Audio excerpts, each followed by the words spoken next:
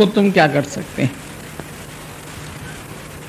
अज्ञान में हर एक दुखी है तो अपने ही कर्मों से दुखी है।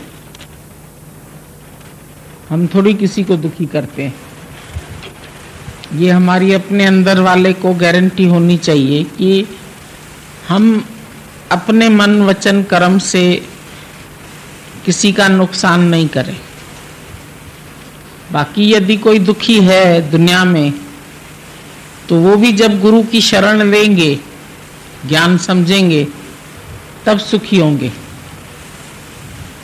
बाकी अपने आप हम तो किसी को खुश नहीं कर सकते। अपना जो धर्म है वो करो तुम, बाकी दूसरे की बातों में नहीं जाओ। दूसरे की बात में जाएंगे तो तुम परेशान होंगे। उधर बैठो, चलो। कर्म जो है वो निष्काम भी तुमको समझना चाहिए कि निष्काम ही होना है।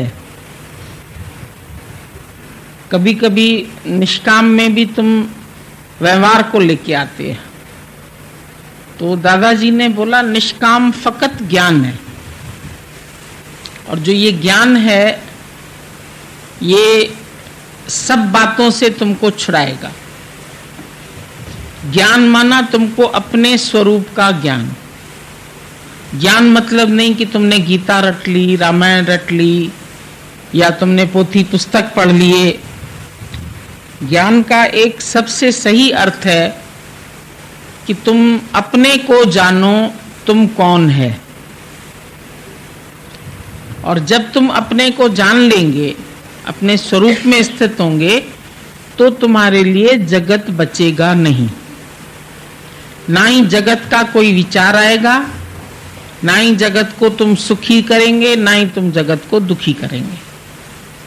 तुम जब कहते हैं मैं दुखी हूं, मैं सुखी हूं, तो कौन दुखी है और कौन सुखी है? वो मैं क्या चीज है?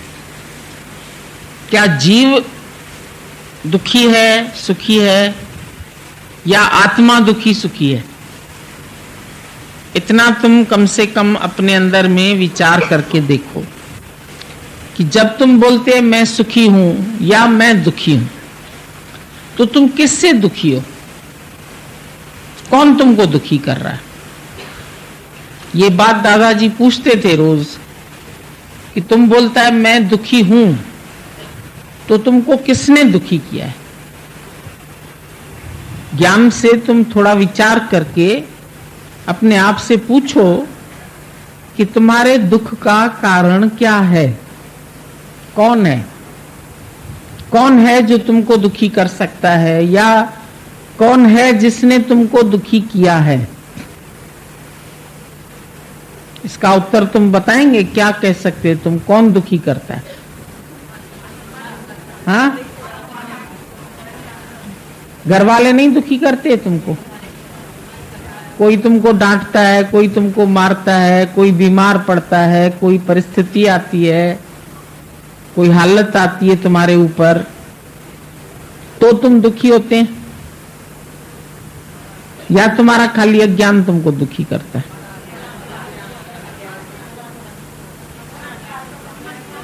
हाँ, अपना अज्ञान दुखी करता है। और भी कोई तुम बोल सकते हैं कि अज्ञान के अलावा तुमको और कौन दुखी करता है?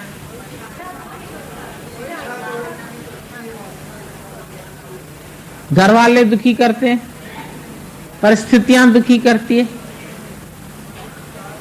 अभी तुम्हारे को जेल में डाल दिया जाए तो तुम दुखी होएंगे? तुमने कोई ऐसा गलत कर्म तुमसे हो गया और हम तुमको जेल में देखें कि तुम जा रहे हैं जेल में, तो क्या करेंगे हम? हम तुमको क्या बोलेंगे? बचाएंगे तुमको जेल से? किसी को कोई कर्मों से बचा सकता है? जिसके पास जो जो कर्म आता है प्रकृति से, या कर्म का फल उसको भोगना पड़ता है। चाहे तुम सत्संग भी सुनते हैं तो भी क्या तुमको कर्म के फल से गुरु बचा सकता है क्या? आज यदि तुम्हारे शरीर के ऊपर कोई कष्ट आ रहा है तो क्या गुरु बचाएगा उसमें से?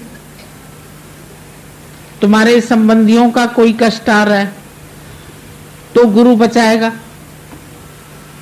क्या करेगा गुरु? गुरु आज अर्जुन के पास भी इतना बड़ा कष्ट आया, उसके सब भाई विरोध में खड़े हो गए।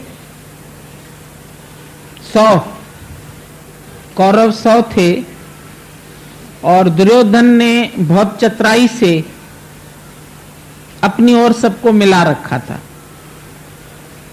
द्रोणाचार्य को भी, भीष्म पितामह को भी, सबको उसने अपनी ओर मिला लिया था झूठ में, और वो लोग भी उसका अन्न खा के सच नहीं बोल रहे थे। जब द्रौपदी नंगन हो रही थी सभा में, तो उस वक्त सब बैठे हुए थे। गुरु द्रोणाचार्य भी बैठे थे, कृपाचार्य भी बैठे थे, भीष्म पितामह भी बैठे थे, और 5 पति भी बैठे थे उसके। कोई उसको बचा पाया या कोई बचा सकता था? कोई नहीं बचा सकता था, पर उसके विश्वास ने उसको बचाया। उसका अपना विश्वास, जो उसका विश्वास भगवान में था, उस विश्वास ने उसको बचाया। कृष्ण ने भी नहीं बचाया। अगर उसका अपना विश्वास नहीं होता कृष्ण में, तो कृष्ण कहां से उसको आके बचाता? बाहर से कभी तुम ये सोचो कि हम भगवान के भगत हैं तो भगवान हमको बचाएगा, तो भगवान कैसे बचाएगा? दादाजी बहुत अच्छी बात कहते थे कि तुम लोग कभी कभी भगवान को बोलते हैं, जिवें जिवें तारिया सदना कसाई मैनू भी इए तार। लोग भजन गाते हैं, जैसे सदना कसाई को भगवान तुमने बचाया, ऐसे हमको भी बचाओ। नरसी भगत की हुंडी भरी तो हमारी भी भर देना। हमारे पास भी आके तुम बैठोगे तो हमारी हुंडी भर जाएगी। पर दादाजी इसके ऊपर मिसाल एक और देते थे कि अगर समझो क्राइस्ट को नहीं बचाया भगवान ने, द्रौपदी तो बच गई, पर क्राइस्ट नहीं बचा, सोक्रेटिस नहीं बचा, अनलहक नहीं बचा, तो क्या वो भगवान के भगत नहीं थे? या भगवान ने पार्शियलिटी की कि उसको तो बचाया, उसको तो नहीं बचाया? ऐसा कुछ भगवान के पास पार्शियलिटी है? तुम लोग सब इस बात को अच्छी तरह से सुनो और इस बात को जानो। दादाजी ने बोला, impartial justice is the purest mercy of God. भगवान के पास इम्पार्शियल जस्टिस है। इम्पार्शियल मतलब पक्षपात रहित। भगवान पक्षपात रहित न्याय करता है, या न्याय हो जाता है उससे। वो कहीं ऐसी कचहरी नहीं बनी है, तेज लगी कचहरी कहीं नहीं। फिर भी हरेक को जो कुछ भी मिल रहा है, चाहे उसको सजा मिल रही है, चाहे उसको माफी मिल रही है, दोनों ही इंसाफ से मिल रहे।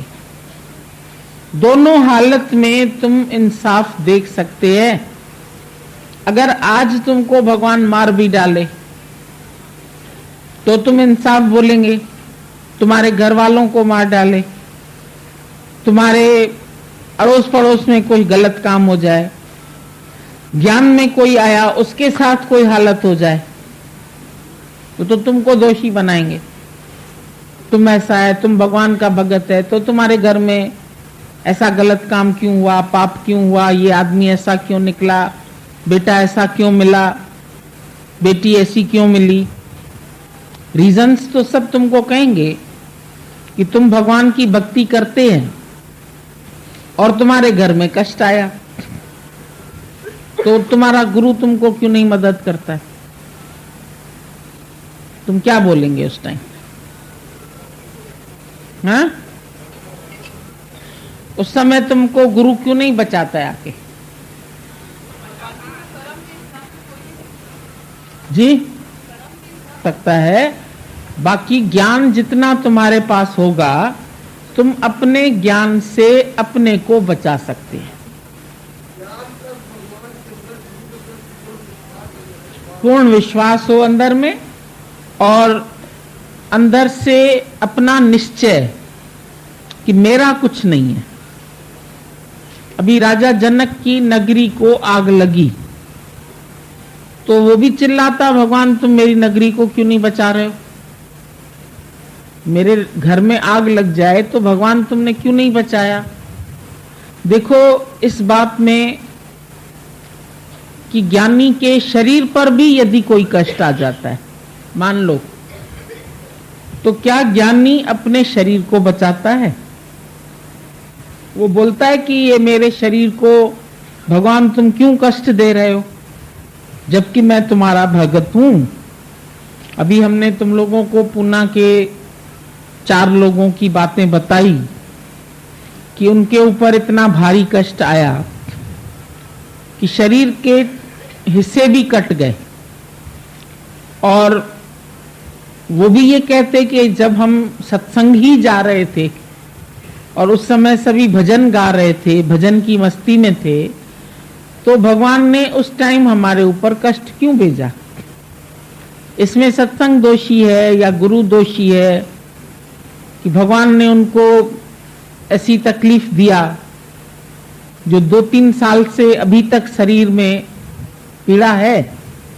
ऐसा नहीं है कि शरीर में पीड़ा नहीं है, लेकिन उन लोगों ने उल्टा यही कहा कि तुम करो भला और हम भलो ही जाने। इस बात में भी भगवान तुम्हारी कोई भलाई होगी? अब उन्होंने ये नहीं कहा कि क्या भलाई थी इसमें, ये उल्टा सवाल नहीं गुरु से पूछा उन्होंने कि क्या भलाई थी। वो तो उल्टा इतना शुक्राना मान रहे थे कि जब बॉम्बे हॉस्पिटल में एडमिट थी तो रोज दादाजी उनसे मिलने जाते थे, रोज उनको पूछने जाते थे, और एक एक सत्संगी जो भी उनसे हेल्प हो सकती थी उस समय सबने अपने दिल व जान से वो मेहनत की, पर फिर भी उसकी टांग को तो नहीं बचा पाए। उनके शरीर के अंग कट गए तो उससे तो कोई नहीं छुड़ा सका ना, उससे कि कोई छुड़ा सका।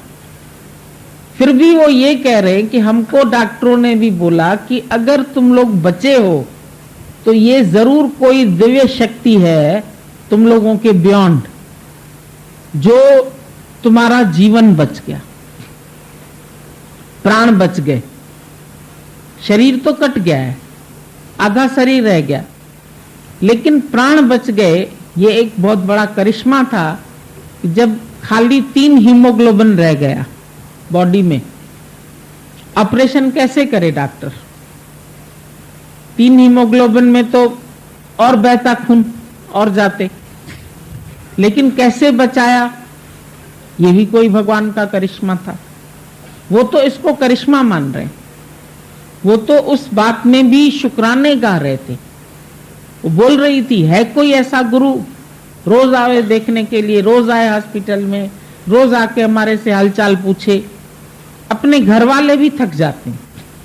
अगर कोई 2 महीना 4 महीना बेड पर होता है तो उसके चक्कर काट काट के घर वाले भी दुखी हो जाते हैं, थक जाते हैं।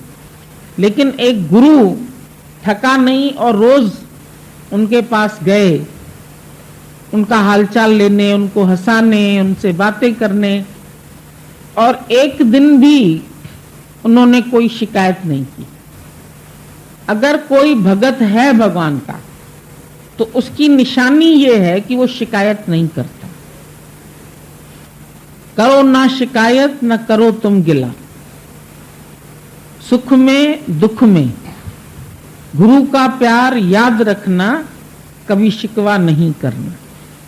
ये बात तुम सब समझ लो कि तुम छोटी छोटी बात में भगवान की शिकायत करते हैं, गुरु की शिकायत करते हैं, शिकवा करते हैं, कभी किसी के शब्द लगते हैं, कभी कोई बीमारी लगती है, कभी कोई, अब ये शरीर तो चेंजेबल है ही है। ये दुनिया दुखों का घर है, पर सुख है तेरी गली में।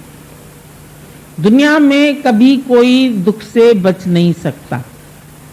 किसी की भी देह दुखों से नहीं बच सकती है। जो शरीर के ऊपर तुम्हारे दुख या सुख आने वाले हैं वो आएंगे अवश्य। उससे सिर्फ तुम्हारा ज्ञान की शक्ति वो बचाती है कि वो दुख बेअसर हो जाते। अंदर तुमको दुखी नहीं करते। ऐसा नहीं कि बाहर से नहीं आएंगे। गुरु नानक साहब ने भी इसी बात के ऊपर लिखा है कि प्रभु के सिमरन दुख ना संतापे। दुख संताप नहीं करते उसको, दुख उसको परेशान नहीं करते। दुख ना संतापे, दुख ना आवे, ऐसा नहीं। उल्टा दुख आते हैं और वो अपने भगत को और भी चमका के जाते, क्योंकि उस हालत में भी उनके चेहरे की मुस्कुराहट कहीं नहीं जाती। वो उसके चेहरे में और भी चमक भर देते हैं। जैसे आग सोने को और भी खरा बना देती है। जब खोट निकालना होता है, गहने आप लेके जाते हैं, तो वो उसको आग में डालता है और आग में डाल के जो उसका मैल जल जाता है, बाकी प्योरिटी रह जाती है उसमें, तो वो प्योर गोल्ड कहलाता है, 100% प्योर।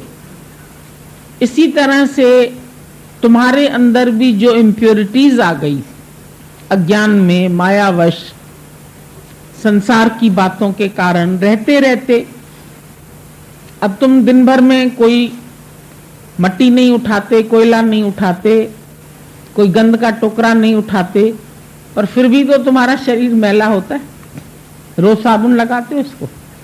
नहीं करते तो गलत कुछ भी नहीं है। कोई मिट्टी में बच्चों की तरह लेथड़ी भी नहीं पहनते हैं, मिट्टी उठा के सर में भी नहीं डालते हैं, पर फिर भी रोज नहाते हैं। रोज इस शरीर की हम सफाई करते हैं, रोज कपड़े बदल के पहनते हैं, क्योंकि पसीने की गंध उनमें रह जाती है। तो जैसे हम अपने शरीर को रोज साफ करते हैं, ऐसे अपने अंतःकरण को भी रोज साफ करो। कोई ना कोई विचारों की मलिनता आ जाती है।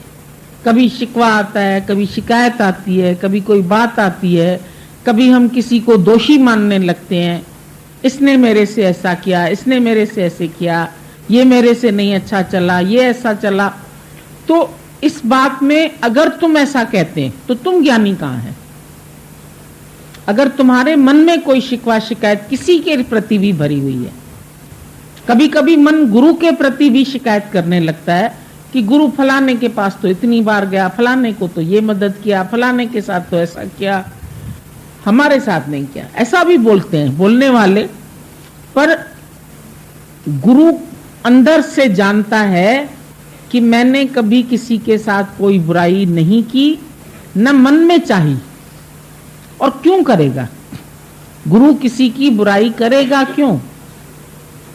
किसी को गलत फल मिलेगा तो क्या गुरु दुखी होगा या उसको भी दुख से छुड़ाएगा कि बेटा ये तुम्हारे पिछले या अगले कोई ना कोई कर्म है जिसका हिसाब किताब इस शरीर को मिलता है।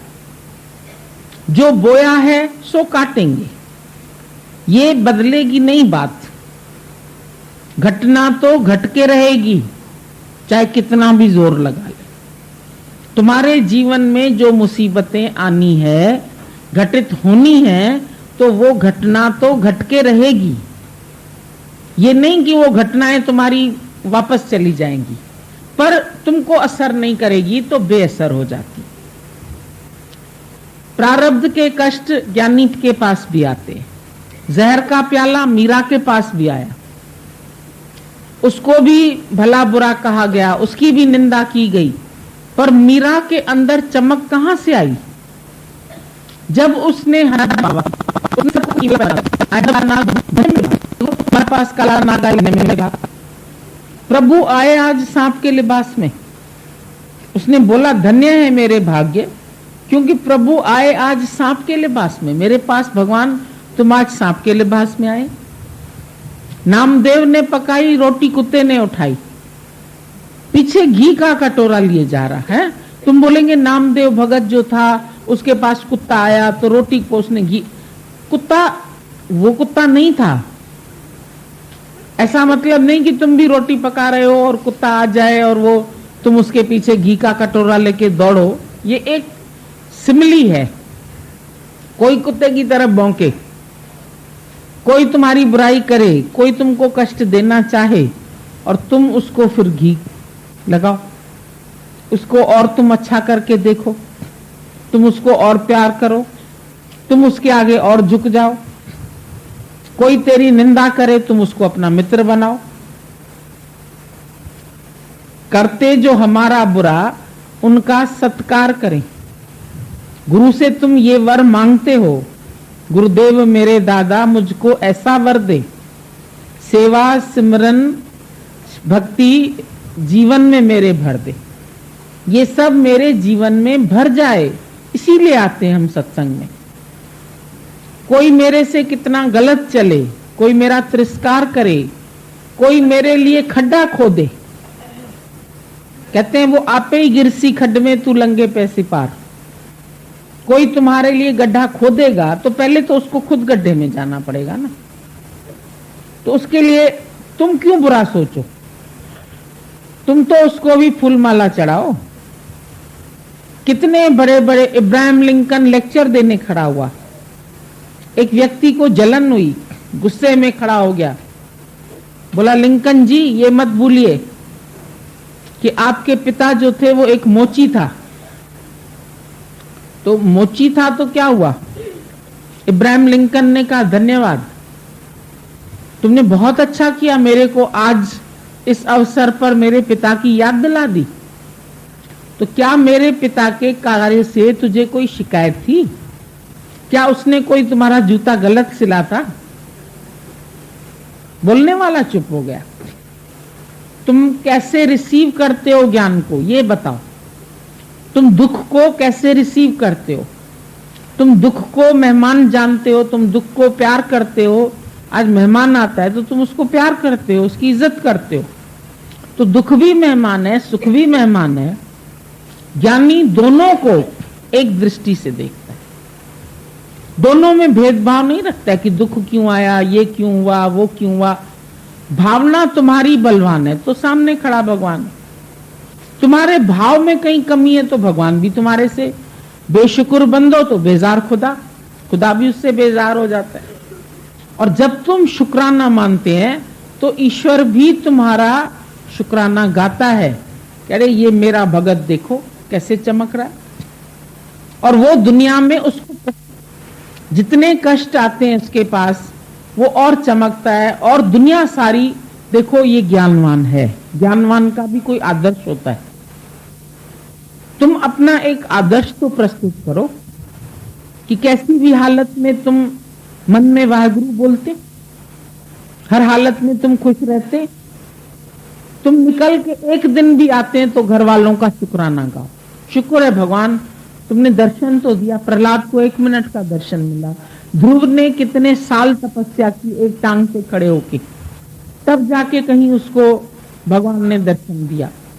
जब नारद ने बोला भगवान तुम भी पक्षपाती हो, बेचारे ऋषि मुनि जंगलों में बैठ के इतनी तपस्याएं करते हैं, उनके सर पर मट्टी जम जाती है, चिड़िया घोंसले बना लेती है, तो तुम उनको तो दर्शन देते नहीं हो।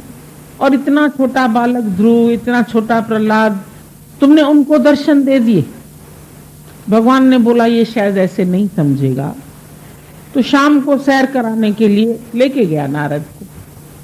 तो रास्ते में देखा सफेद सफेद पहाड़। बोलने लगा भगवान वैसे तो मटमैले होते पहाड़, ये सफेद पहाड़ का कैसे है? तो हंसने लगे भगवान, तो मुस्कुरा के जवाब देते, बोला ये पहाड़ नहीं है, ये हड्डियां हैं, अस्थियां हैं प्रहलाद के और ध्रुव की। इन्होंने जन्म जन्मांतर से तप किया है, तब जाके मैं इनको मिला। ये जन्मों की तपस्या से इन्होंने जो गल गए शरीर, उनकी अस्थियां हैं ये। तो कितनी मेहनत के बाद, कितनी तपस्या के बाद जाके परमात्मा का दर्शन होता है। हम सब कितने भाग्यशाली हैं कि गुरु ने अंदर में ही परमात्मा का दीदार करा दिया। तुम जो तो वट आए राम, ऐसा भी नहीं कि मैं राम हूं, बोलते तुम्हारे साथ है राम, तुम कभी अकेले नहीं हो, तुम जहां भी हो प्यार से पुकार लो, जहां हो तुम, जहां बैठे हो वहां प्यार से पुकार लो, देखो तुम्हारे साथ है, तुम्हारे अंग संग है, तुमको अंदर से कष्ट नहीं लगेगा। प्रारब्ध के कष्ट तो आएंगे। सूरदास भगत का पेचिश हो गया, भगवान ने जाके खुद उसकी सेवा की, लेकिन लोगों ने बोला तुमने इसका दर्द क्यों नहीं मिटाया, तुमने इसका पेट क्यों नहीं ठीक किया। भगवान ने हंसा, बोला मैं सेवा कर सकता हूं, पर कर्म की सजा तो सबको मिलेगी, कर्म की सजा से कोई बच नहीं सकता है। जिसके जिसके कर्म में जो जो बात लिखी है, खुद भगवान जानकीनाथ, उसको कल राज तिलक मिलने वाला है और उसी वक्त उसको वनवास का हुक्म मिला। तुम्हारे घर में शादी और तुमको देश निकाली मिले, कैसा लगेगा? लेकिन वो उसमें भी खुश है, कह रहा मैंने अपने मन को सुखों की तरफ मोड़ दिया, वन में बहुत सुख है। तो जानकीनाथ जब उसको भी 14 वर्ष का वन मिला, आज तुम 4 दिन घूमने जाते हैं फिर वापस घर जाते हैं, अरे अपना घर दाता का दर, उसको 14 वर्ष तक अपना कोई घर नहीं था। कैसे वो वनों में झोपड़ियां डाल डाल के, कभी किष्किंधा घाट पर, कभी कहां, पूरा समय भटकते रहे। बेचारे पांडव सच्चे थे तो भी कितना दुर्योधन ने उनको कष्ट दिया, बीच बीच में अज्ञातवास में चले गए, पहचाने नहीं कोई इनको, 14 साल तक अज्ञातवास। उन्होंने इंद्रप्रस्थ बनाया तो वो छीन लिया, फिर बोला युद्ध के बिना 1 इंच भी भूमि का नहीं दूंगा। इतने बड़े बड़े कष्ट सभी के पास आए हैं। हमारे सामने जो इतिहास है, हम इतिहास क्यों पढ़ते हैं? हम संतों की बातें क्यों पढ़ते हैं? उनकी जीवनी क्यों पढ़ते हैं? उनकी लाइफ हिस्ट्री जानने की कोशिश करते। देखो उनके ऊपर भी ऐसी ऐसी हालत आई। विवेकानंद की अभी बात भगवान बता रहे थे, कितना कष्ट था उसके घर में। एक ही कमाने वाला लड़का जो अपने माँ बाप को पाल सकता था, बहन की शादी करा सकता था, उसकी लगन लग गई भगवान से, मस्त हो गया। नौजवान लड़का, घर का कोई नौजवान लड़का हो, जिम्मेदारियां हो उसके ऊपर पूरे घर की, और उसको ऐसी लगन लग जाए कि उसका कोई कामकाज में मन नहीं लगे। डिग्रियां ली हुई, इतना पास किया हुआ, और घर जाता था तो घर के लोगों का मुंह ऐसा छोटा, अरे ये कहां चला गया, इसको पागल बना दिया उसने, रामकृष्ण ने, ये हमारा लड़का हाथों से निकल गया। नौजवान कोई बुढ़ापे में संन्यास ले तो ठीक है, लेकिन नौजवान जब कोई इस राह पे बढ़ता है तो घर के लोगों को तो लगता ही है एक बार कि पागल हो गया। तो एक दिन उसको भी फील हुआ, बोला उसने रामकृष्ण को जाके, देखो मेरे घर वाले भूख मरते और तुमने मुझे यहां पागल बना रखा। तो बोला ठीक है, मां से मांग लो जाके, तुम भी पैसा दे देगी मां तुमको, जाओ उसके सामने। कहता ठीक है जाता हूं। गया और वहां पर क्या मांग के आया, भगवान बल दो, बुद्धि दो, तुमको जान सकूं, तुम्हारे कार्य में लग सकूं, तुम्हारे लिए जीवन दे सकूं। लौट के आया। रामकृष्ण ने कहा मांग लिया? बोला मांग लिया। अरे मैं तो भूल ही गया, मैं क्या मांगने गया और मैं क्या मांग के आया, ये क्या हो गया मेरे को। बोला फिर जाओ। 3 बार गया और तीनों बार वो भगवान से धन दौलत नहीं मांग पाया, घर वालों का सुख नहीं मांग पाया, उसके घर वाले ऐसे ही रहे और ये सन्यासी हो गया। ये नरेंद्र से विवेकानंद बन गया, उसका विवेक जागृत हो गया, तो गुरु ने नाम रख दिया विवेकानंद। तुम्हारा विवेक खुलने का आनंद है तुम्हारे पास, तो उसका नाम